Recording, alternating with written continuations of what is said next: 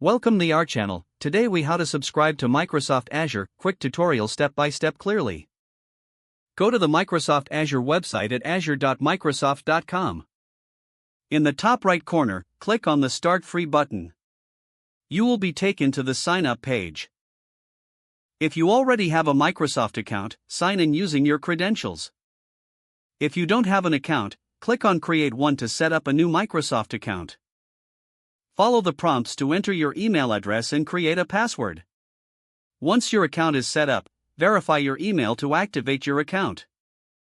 After verifying, return to the Azure Sign Up page. Fill out the required personal information, including your name and phone number. Next, you will need to provide a payment method. This can be a credit card or a debit card.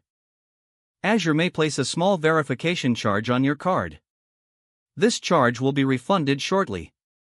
Review the terms and conditions and the privacy statement. Once you agree, check the box to confirm you accept them. Click the Sign Up button to complete your subscription process. Wait for a confirmation message indicating that your account is ready. You can now access the Azure portal by clicking on Go to the Azure portal. Explore the features and services available to you. If the page does not load, refresh the browser or try again in a private or incognito window. Make sure you are using the correct email address, then retype it carefully to avoid small typos. If your password is not accepted, use the reset option and create a new strong password you can remember. Check your spam folder for verification or security emails, then complete any requested confirmation steps. Enable two-factor authentication if available to improve account security and reduce unauthorized access risk. After signing in, review your profile details so your contact information and settings are accurate and current.